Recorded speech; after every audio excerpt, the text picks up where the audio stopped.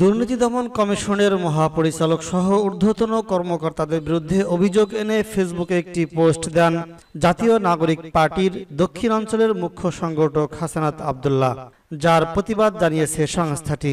মঙ্গলবার 14 জুন দুদকের উপপরিচালক জনসংযোগ মোহাম্মদ আক্তারুল ইসলাম স্বাক্ষরিত এক প্রেস বিজ্ঞপ্তিতে জানানো হয়, সামাজিক যোগাযোগ মাধ্যমে জাতীয় নাগরিক পার্টির দক্ষিণাঞ্চলের মুখ্য সংগঠক হাসানাত আব্দুল্লাহ একটি পোস্ট কমিশনের দৃষ্টিগোচর হয়েছে।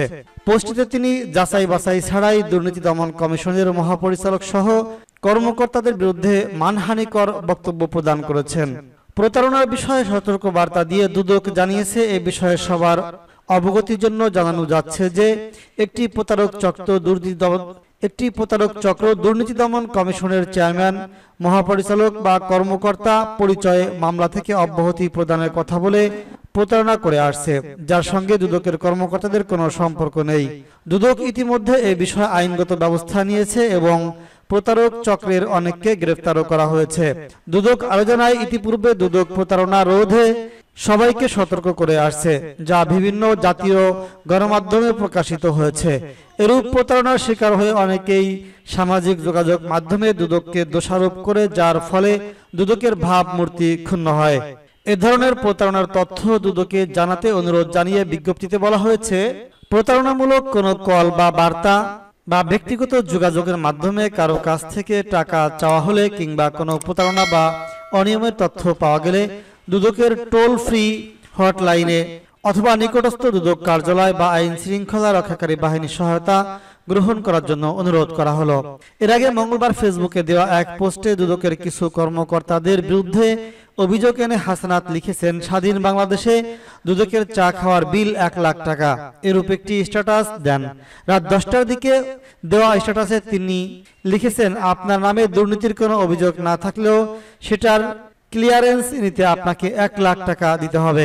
সম্প্রতি মাহমুদা মিতুর কাছ থেকে এই টাকা চাওয়া হয়েছে দুদকের ডিজি আক্তার, আর তার ডিজি পরিচয় মাহমুদা মিতুকে বলা হয়, আপনি একজন ডাক্তার, আপনার তো টাকা পয়সার অভাব থাকার কথা না, আপনি 1 লাখ টাকা দিয়ে ক্লিয়ারেন্স নিয়ে যান। দুদকের সর্বনিম্ন রেট নাকি 1 লাখ টাকা। টাকা দিতে অস্বীকৃতি জানালে আক্তার আবার ফোন দিয়ে জানতে চান টাকা দিবেন কিনা। টাকা না দিলে নাকি খবর করে ছেড়ে দেওয়া হবে। রেড ক্রিসেন্টে মাহমুদা মিতু যোগ দিয়েছেন 5 আগস্টের পরে। দুদক এখন তদন্ত করছে আওয়ামী লীগের সময়ের দুর্নীতি নিয়ে। অথচ হাস্যকরভাবে আওয়ামী কর্মকর্তাদের নাম না দিয়ে তখনকার দায় চাপানোর চেষ্টা করা হচ্ছে এখনকার লোকজনের উপর। এখানে বড় অঙ্কের টাকার লেনদেনের সময় সম্ভাবনা আছে। কিছু না করাদের কাছ থেকেই যদি 1 লাখ টাকা নেয় আওয়ামী লীগ আমলের কর্মকর্তাদের থেকে, তাহলে কত টাকা নিয়েছে দুদক? দুদকের এইসব কাজ কারবার এই প্রথম না। হাসিনার আমলে খালেদা জিয়া সহ বিরোধী দলের বহু নেতাকে এরা হয়রানি করেছে, অথচ আওয়ামী লীগের 1000 কোটি টাকার দুর্নীতি নিয়ে এরা কিছুই বলেনি। আমরা আশা করেছিলাম 5 আগস্টের পর এদের মধ্যে পরিবর্তন আসবে, কিন্তু আসেনি, বরং এরা এখন চা খাওয়ার জন্য 1 লাখ টাকা চাওয়া শুরু করেছে। মাহমুদা মিতু সাহস করে ভিডিও করে রেখেছেন, অন্যায় ঘুষ দেন নাই, কিন্তু কত সাধারণ মানুষ এদের এই চায়ের বিলটিতে বাধ্য হয়েছে জানা নেই। আমাদের অবস্থান পরিষ্কার, মাহমুদা মিতু কেন যদি আমার নামেও 1 পয়সা দুর্নীতির অভিযোগ আসে সেটা মানুষের সামনে প্রকাশ করে দিন। কাউকে ফোন করার দরকার নেই। দুর্নীতি পেলেই সেগুলো প্রকাশ করে মামলা করে দেন, আইনের হাতে তুলে দিন। তা না করে নিরীহ লোকজনের উপরে এই চাঁদাবাজি কেন করছেন? কেন চা খাওয়ার বিল চান? কেন টাকা না দিলে হুমকি দেন? ফ্যাসিবাদের পতনের পর আমরা একটা নতুন বাংলাদেশ চাই। হাসিনার করে যাওয়া দুর্নীতির পথে যেন আর কেউ না যেতে পারে, সেজন্য দুদককেও আমরা নতুন রূপে দেখতে চেয়েছিলাম, কিন্তু নতুন বাংলাদেশেও দুদক সেই পুরনো পথেই হাঁটা শুরু করেছে। আমলাতন্ত্র আবারও বিষদাঁত নিয়ে কামড় বসাতে হাজির হয়েছে। এই বিষদাঁত ভাঙতে না পারলে নতুন বাংলাদেশের স্বপ্ন হেরে যাবে। আমরা হেরে যাব। আমরা দুদকের এই দুর্নীতির বিচার চাই।